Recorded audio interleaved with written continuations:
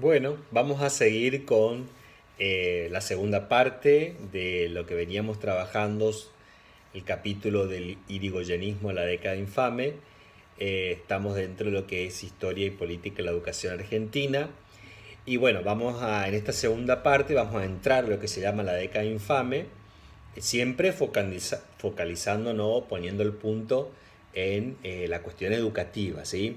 Muchos detalles que, bueno, quedan afuera porque bueno, sería más bien una historia social y política de la Argentina y que bueno, no es ahora el objetivo, ¿no? Bueno, llegamos así a lo que vamos a denominar como el primer golpe de 6 golpes militares que va a haber en Argentina, algunos cívicos militares, entre militares, militares a civiles, etcétera, algunos como este cívico-militar. Los primeros 4 van a ser más pasajeros y los últimos 2 van a ser más permanente. Yo agrego ahí un cuadro después en esta parte, los alumnos les digo, donde hay como una cronología de todos los golpes y las grandes revoluciones que hubo en Argentina. Este sería como se lo cataloga como el primer golpe militar, cívico-militar, como la primer presidencia o un presidente de facto, ¿no? Y se va a producir en el año 1930. ¿Sí? El encargado es José Félix Uriburu con Timpe Justo y lo van a hacer al gobierno de Hipólito Yrigoyen, motivado sobre todo por la cuestión económica, ¿no? Sobre todo por la debacle, ¿no es cierto?, que tiene que ver con la cuestión económica, ¿no? Podríamos decir la crisis económica fuerte durante el gobierno de Yrigoyen. Eh, bueno, la cuestión educativa, ¿qué pasa? A partir de ahora vamos a ver cómo en todos los golpes militares la cuestión educativa se va a presentar de la misma manera. Es decir, la reacción de los gobiernos militares y lo que los gobiernos militares o para lo que los gobiernos militares van a tener en cuenta la educación siempre es como repetitivo, ¿no? Es decir, siempre van a ocupar a la educación, por supuesto, para sus fines gubernamentales, pero además también va a haber una clarísima decadencia de lo que va a ser la calidad educativa y también de lo que va a ser la propuesta educativa en cuanto a eh, promocionar más una educación de gestión privada que de gestión pública. Es decir, estos van a ser los dos puntos en que siempre, eh, en todos los golpes que veamos, ya sea el golpe de 1930, como el del 43, el 55, el 62, el 66 y el 76, ¿sí? Todo en la década del 20, en el siglo XX. En todos estos golpes se repite, ¿no es cierto?, esta cuestión con la educación, ¿no? Hay primero que baja muchísimo la calidad educativa, hay una deserción escolar grande, hay una imposición de las ideologías, por supuesto, las que la escuela y los maestros tienen que ser portadores. Muchos se van porque no acuerdan con esto, hay persecución por los que no están de acuerdo y se favorece a la gestión privada. Y otro detalle, hay una como unidad, como un convenio, con una especie de arreglo entre la educación y la cuestión religiosa, sobre todo la religión, por así decirlo, oficial o más recurrente en Argentina, que la educación católica, la religión católica. Entonces, es como una especie de manual, ¿no es cierto? Podríamos decir manual de las dictaduras en relación a la educación. Marco esto ahora, pero cada vez que hablemos de una dictadura va a aparecer lo mismo, ¿no? Sí, cómo la educación, digamos, sufre los efectos de la dictadura. En este caso, que va a ser el primero, ¿no es cierto? Vamos a marcar un personaje que va a ser Juan Terán, que era el ministro, uno de los ministros, porque tuvo varios, uno de los ministros de educación de Uriburu. Fue cambiando, por supuesto, esto también es casi como una metodología de trabajo, ¿no? Bueno, uno de estos ministros, el más importante, Terán, que era anti-laicista, ¿sí? Era de la línea más conservadora, espiritualista. Cuando digo antilaicista, estoy diciendo que era a favor de que la educación sea una educación confesional, en contra entonces de lo que decía también la ley 1420. ¿Qué hizo también? Dotó a las provincias, a las jurisdicciones de los que son los consejos escolares, ¿sí? Pero más bien con un carácter burocrático y no un carácter participativo por parte de los vecinos, ¿sí? Es decir, con un carácter burocrático centralizado para el control, obviamente, ¿no? Bueno, repudiaba las reformas universitarias. Recuerden la reforma universitaria de 1918, ¿no? En Córdoba, muy fuerte. Y también repudiaba y no estaba de acuerdo con las ideas, los principios de lo que habíamos llamado la escuela activa, ¿no? La escuela o la nueva escuela o la escuela nueva, ¿no es cierto? Con estas ideas de una ciudadanía mucho más participativa, de un docente mucho más activo en el currículo, en la planificación y en el gobierno. Por supuesto, todo aquello que me quite poder a mí como gobierno militar, yo no voy a estar a favor, ¿no es cierto? Y si soy militar o soy ministro de educación de un gobierno militar, voy a buscar la mayor cantidad o la concentración, más concentración de poder de todo lo que pueda lograrlo, ¿no? Así que bueno, se reactivó un poco la línea del conservadurismo argentino, otro elemento que siempre aparece en todas las dictaduras, ¿no? Bueno, se van a suprimir estas escuelas de nuevo tipo que habíamos dicho en el video anterior, ¿no es cierto?, donde como que favorecía más la formación laboral de los niños, porque consideraban que esto era una imposición, era una tiranía, y propuso más bien una educación enciclopedista, pero más que nada, otro elemento característico de las dictaduras y en la educación, un modelo o una propuesta de educación más moralista. Y es por eso que muchas veces buscan alianza con los sectores religiosos, por esta, digamos, que son más favorecidos en el discurso o les sirve más para el discurso moralista la conexión con lo religioso. Entonces él propone una espiritualización, por así decirlo, de la educación y combatir, ¿no es cierto?, el comunismo que ellos consideraban que estaba presente y, por así decirlo, impulsar, ¿no es cierto?, una educación de una gestión más de tipo privada que pública, como habíamos dicho. Bueno, como os dije también en el video anterior, esto es un extremo, esto es el extremo oficial, ¿no es cierto?, del gobierno de turno. Yo decía en el video anterior que siempre aparecen como contrafuerzas. Bueno, una de estas contrafuerzas va a ser la organización del cuarto Congreso de Sociedades Populares de Educación. Esas que habíamos hablado de las Sociedades Populares de Educación, que eran estas sociedades que ofrecían una propuesta educativa, formativa, para todos esos sectores sociales que eran como que estaban fuera del sistema, entre esos, muchos de esos, las mujeres y los inmigrantes, ¿no?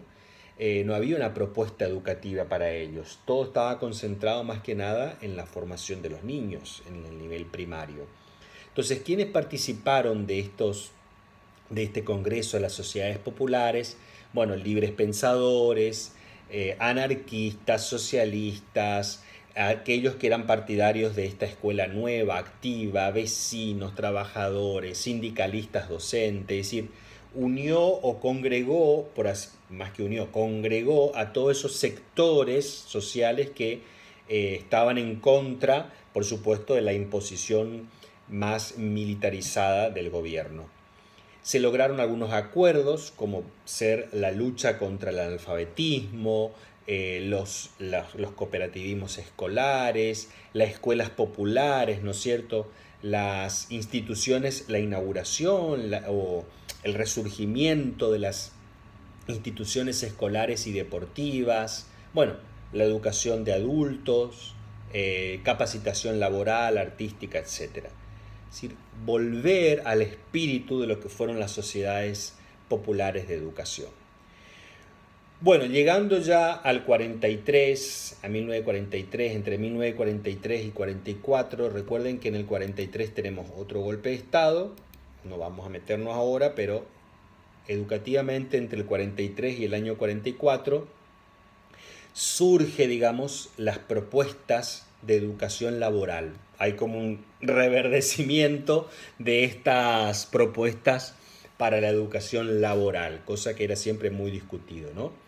Va a haber una proliferación, no necesariamente en la escuela, pero sí propuestas de educación laboral. Va a haber una proliferación, por así decirlo, de cursos que tengan que ver con el perfeccionamiento para obreros que dependían del gobierno nacional. Y va a haber o sigue, yo diría que sigue presente la lucha entre educación y trabajo para ingresar al sistema educativo. Es como que se contempla la educación y el trabajo, se ofrecen cursos, pero todo fuera de lo que va a ser el sistema educativo. Algo que tiene que ver con el Estado y es nacional, pero no está dentro de lo que es el sistema educativo. Todavía no se integra esta cuestión. Más adelante recién se lo va a hacer. Bueno, llega la represión a la educación. Ya estaba gestándose y con Agustín P. Justo, ¿sí?, entre el 32 y el 38, que él estuvo, ¿no es cierto?, presidiendo, va a llegar la represión a la educación. Y esto va a ser una marca porque se va a repetir también en otras dictaduras. Acá el presidente del Consejo Nacional de Educación, en el año 32, va a ser Ramón José Cárcano, que va a hacer suprimir los centros estudiantiles de los colegios secundarios. Por supuesto, consideraban que eran como células donde se gestaba la revolución. Imagínense jóvenes reunidos, pensando libremente, era una amenaza para el gobierno, ¿no? Se empieza a perseguir a todos los docentes, a los colegas con posturas más radicalizadas, con posturas laicistas, es decir, con posturas en contra, por así decirlo, de una educación que sea confesional. Se van a exonerar a muchos docentes, se va a censantear a muchos docentes y se va a proceder al traslado, ¿no es cierto?, de muchos colegas, ¿sí? Se los saca de lo mismo que se hace con los militares, muchas veces se empezó a hacer con los colegas. Este colega era foco infeccioso en este sector, era un agente patógeno porque revolucionaba las mentes, promovía los cambios. Bueno, lo desplazamos a otro lugar, un lugar más tranquilo, un lugar donde esté como más aislado, entonces lo neutralizamos, ¿sí? Eso un poco era la estrategia, ¿no?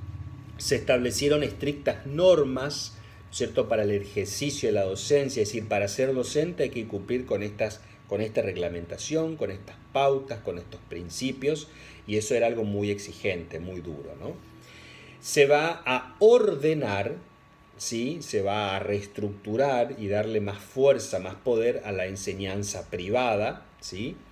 Y se crearon, o podemos decir transformaron, las escuelas del nivel medio para la enseñanza técnico-profesional. Va a haber ahí un reajuste en las propuestas de enseñanza técnico-profesional. Bueno, otra vez a todo esto la contracara, la contraoferta, el colegio, por así decirlo, o la idea de del Colegio Libre de Estudios Superiores, ¿no?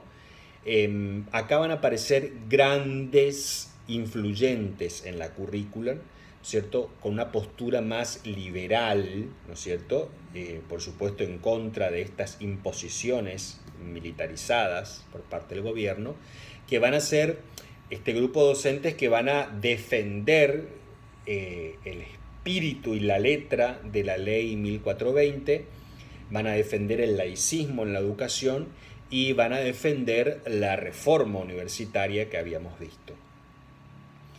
Por otro lado, el Consejo Nacional de Educación, que era el órgano máximo, ¿no?, en oposición a todos los que se llamaban, recuerdan, los que eran parte de la escuela nueva, en términos latinos, escalonovista, ¿sí?, extremaban, por así decirlo, las posturas autoritarias y, dice, se acrecentaba la imposición de la simbología de los rituales patrióticos, militares y también los rituales eclesiásticos, ¿no? Entonces, por parte del gobierno nacional y en contra de estos grupos que estaban a favor del laicismo, lo que van a hacer es, ¿no es cierto?, extremar, como le decía recién, algunos usos y costumbres, y entre ellos todo el uso de las simbologías. Y acá entramos en explicar cuándo más o menos nace en Argentina todas estas cuestiones del uso de los signos patrios, militares, cívicos militares y eclesiásticos, ¿no? Entonces, por ejemplo, se va a instaurar el Día de la Escarapela, el Día del Himno Nacional Argentino, como símbolos, como signos patrios que tienen que ser venerados y respetados y, por así decirlo, promovidos en la educación, en la escuela, ¿no? En 1940 ya se aprueba un dictamen para reforzar, ¿no es cierto?, el patriotismo por medio de estos rituales, ¿no es cierto?, que son rituales patrios, ¿no? En otras naciones, yo averigüé, conocidos, colegas, estudiantes de otras naciones, incluso acá fronteras nomás, si es muy fuerte esta cuestión del uso de los símbolos patrios o la relación cívico-militar, y la verdad que en muchos no está presente esto. O sea, la insistencia en lo que es el uso de los signos patrios, de la bandera, de la escarapela, del himno. No estoy haciendo un juicio de valor, estoy diciendo cómo esto es parte de la historia y la cultura argentina, no es que en otros países pasa exactamente igual, ¿no? Es decir, cada historia, cada cultura va estableciendo sus pautas y bueno, en este caso el surgimiento del uso de estos signos tiene que ver con esta historia de querer reforzar, ¿no es cierto?, las posturas oficiales nacionales, ¿no? Lo militar y lo escolar se van a relacionar muchísimo más, ¿no? De hecho, los famosos desfiles, que a mí me tocó participar en la primaria, los desfiles eran desfiles cívicos militares, ¿no? Donde participábamos tanto los de la escuela como también se veía la participación de los militares. Y también en la escuela, por supuesto, van a aparecer también conductas, ¿no es cierto?, militarizadas en el ámbito escolar, ¿no? El tema del ordenamiento, el tema de las posturas, el tema del vestuario, el tema del pelo, el tema de tomar distancia, de estar erguidos, bueno, un montón de cuestiones que uno se pone a pensar, es decir, ¿es así? ¿Por qué es así? ¿De dónde viene esto de que toque el timbre y que todos tengamos que quedar quietos en el lugar y después ir al lugar a la posición, digamos, donde vamos a saludar la bandera, tomar distancia? Bueno, hay un montón de gestos que quizás lo hicimos y por supuesto lo tenemos incorporados y tienen su historia, ¿no? Tienen su cuestión, ¿no? O el pelo corto que no se puede tener pelo largo, bueno, un montón de cosas que en algunas generaciones nos tocó pasar y que, bueno, tienen su raíz en esto, ¿no? En la influencia de las costumbres militares en el ámbito educativo. Consecuencia de esta imposición es que hay dos palabras que no van a ser compatibles: libertad y nación. Si hablamos de nación no podemos hablar de libertad. Es decir, hay una asociación ahí que tiene que separarse y estos términos, libertad y nación, van a ser incompatibles, ¿no? Por lo menos para la política del momento. Entonces se pasa de un espiritualismo que se quería lograr más bien laico a un espiritualismo estrictamente católico, ¿no? Hay una imposición de la educación religiosa, confesional, católica. Tanto es así que en el año 43, se retrocede varios años atrás, en el decreto 18.411 del año 43, se impone la enseñanza de la religión católica en las escuelas públicas, en todos los niveles. Hay un retroceso evidente, ¿no? Y tiene que ver con esta imposición de la enseñanza de la religión católica en las escuelas públicas, y ya en todos los niveles. Y esto, ojo, Luego, este decreto va a pasar a ser ley en el año 47, ya en la presidencia de Juan Domingo Perón, con la ley 12.978, ¿sí? En la primer presidencia de Perón, este decreto pasa a ser ley y en el gobierno de Perón, en el primer gobierno de Perón, la enseñanza de la religión católica es una obligación.